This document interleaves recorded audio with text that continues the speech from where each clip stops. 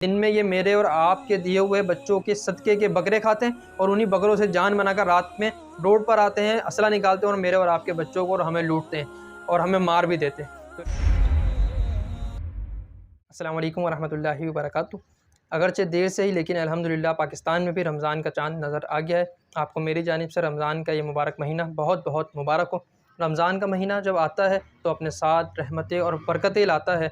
और अगर मैं बात करूँ अपने शहर कराची की, तो बहुत सारे इम्पोर्टेड भिखारी, बहुत सारे ऐसे लोग जो कि मुस्तहिक नहीं हैं, लेकिन उन्हें मुख्तलिफ़ शहरों से ट्राले भर भर के, ट्रक भर भर के कराची में छोड़ दिया जाता है, जो आपको मुख्तलिफ़ जगहों पर, कहीं रेलवे स्टेशन पर, कहीं सड़क पर, कहीं ट्रैफिक सिग्नल पर, कहीं अस्पताल के बाहर, कहीं किसी जगह, मुख्तलिफ़ जगहों पर टकराते हैं और आपसे खुदा का वास्ता देकर, नबी का वास्ता देकर, आपके बच्चों के नाम पर सदका और खैरात लेकर और लखोपति बन जाते हैं। ज़फ़र अब्बास साहब ने गुज़िश्ता दिनों इस पर एक वीडियो बनाई थी कि एक भिखारी महीने में 40-40, 45-45 हज़ार रुपये कमा रहा है। यानी अगर शहर में रहने वाला कोई शख्स जी जान भी लगा दे तो कोई आम बंदा इतने पैसे नहीं कमा सकता, क्योंकि इस मुल्क में एक औसत आदमी की तनख्वाह जो है वो 25,000 है। लेकिन जो भिखारी है, जो पूरे दिन भीख मांग रहा है, वो 45,000 रुपये कमा रहा है। किससे? मुझसे और आपसे। और फिर शिकवा सिर्फ यही नहीं है कि वो 45,000 कमा रहा है या 40,000 कमा रहा है। शिकवा ये भी है कि वो यही इम्पोर्टेड भिखारी जो बाहर से आते हैं, यही गैर मकामी लोग कराची को दिन में भीख के ज़रिए लूटते हैं और रात में डकैतियों के ज़रिए लूटते हैं। जी हाँ, गुज़िश्ता दिनों में डकैतियों की जो वारदातें जितनी बढ़ गई हैं, आपके सामने किसी का मोबाइल छीन लिया जाता है, किसी का वॉलेट छीन लिया जाता है, किसी की बाइक छीन ली जाती है और अगर कुछ भी ना दिया जाए तो फिर मार दिया जाता है। यानी जान की भी कोई कीमत बाकी नहीं रही है। तो लिहाजा अहलियान कराची से मेरी ये गुज़ारिश है कि इस माह रमज़ानुल मुबारक में जहाँ आप बहुत सारी नेकियां समेटेंगे और नेकी समझ कर ये काम करेंगे, किसी राह चलते शख्स को, किसी माजूर बच्चे को देखेंगे, किसी बूढ़ी खातून को देखेंगे, वो आपको वास्ता देगी अपनी अम्मा का, अपने आपके बच्चे का, आपकी बीवी का, तेरी जोड़ी सलामत रहे, तेरा बच्चा सलामत रहे, इस तरीके की दुआएं देंगी। अल्लाह ताला रोज़े कबूल करे, अल्लाह ताला तुझे जन्नत में नसीब करे। तो इस तरीके की दुआएं देकर ये अपनी तरफ अट्रैक्ट करते हैं और आपसे सदका और खैरात और भीख वसूल करते हैं। और फिर गाँव में, अगर हो सकता है आप यहाँ 70 पर बैठकर इसे 100 रुपये भीख दे रहे हो सकता है गाँव में इसकी कई ज़मीनें हो और इसके पास, आपके पास 70, इसके पास 1 to 5 हो और कई ज़मीनों का और कई फसलों का ये मालिक हो। लेकिन क्योंकि इन लोगों का ये तरीका होता है, इसी तरीके से ये शहरी लोगों को लूटते हैं और बेवकूफ़ बनाते हैं।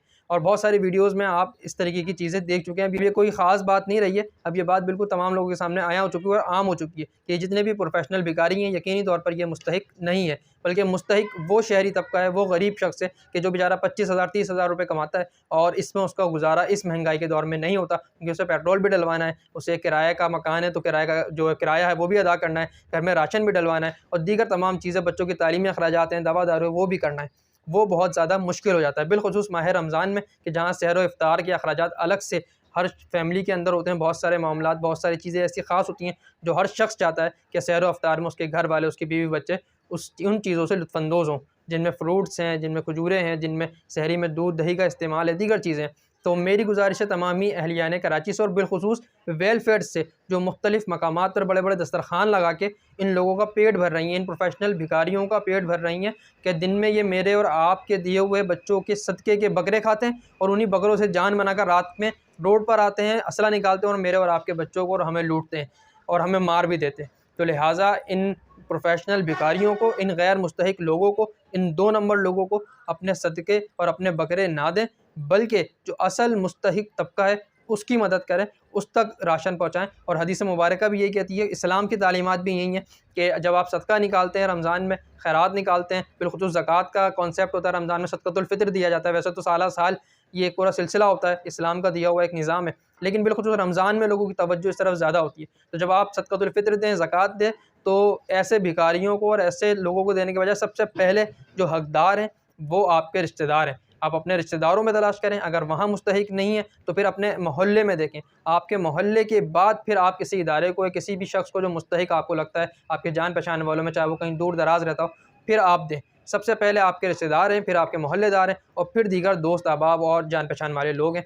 तो सबसे पहले इन लोगों की मदद करें। अगर आप बाहर रोड पर भीख दे रहे हैं या किसी इदारे में लाखों रुपए की दे के और राशन और लंगर दे रहे हैं, लेकिन आपकी गली में कोई शख्स भूखा सो जाता है, आपके जान पहचान का कोई करीबी शख्स, आपका रिश्तेदार, वो भूखा रह जाता है, तो यकीन कीजिए कि आपका ये सदका व खैरात रोज़े महशर फिर भी आपसे सवालात किए जा सकते हैं और बहुत सारे मामला दीनी और दुनियावी आपके साथ हो सकते हैं। तो गुज़ारिश ये है कि इन प्रोफेशनल भिखारियों की मजम्मत की जाए, इन प्रोफेशनल भिखारियों को बिल्कुल हटा दिया जाए। जगह जगह डेरे डाले हुए हैं, इनके इन डेरों को साफ़ किया जाए। इंतज़ामिया से भी इस सिलसिले में मदद ली जाए, क्योंकि हमारे यहाँ तो सिंध हुकूमत जो है वो इनकी मदद करने के लिए कोशा है। वो जो झोपड़पट्टियाँ जगह जगह डाली गई हैं, उन्हें वो लीज़ करने की बात कर रहे हैं, और बड़े बड़े जो लीज़ मकानात थे, नेस्ला टावर जैसी पूरी पूरी बिल्डिंगें, वो गिरा दी गई हैं।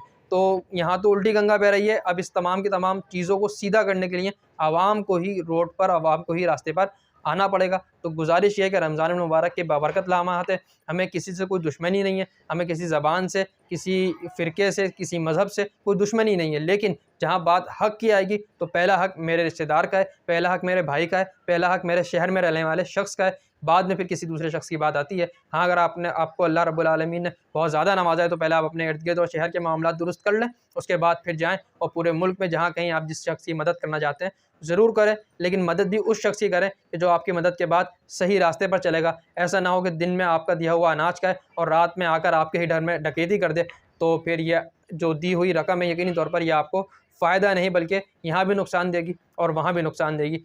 तो लिहाजा गुजारिश ये है तमामी कराची वालों से कि मुस्तहिक लोगों की मदद करें, सफ़ेद पोश लोगों की मदद करें, और वो लोग जो मुँह से नहीं मांगते उन्हें तलाश करें और ऐसे लोगों की मदद की जाए। और जितने भी पेशावर भिखारी हैं, इनकी भरपूर मज़म्मत करके इन्हें रद्द किया जाए और इन्हें शहर से भगाया जाए। अस्सलामु अलैकुम व रहमतुल्लाहि व बरकातुहू।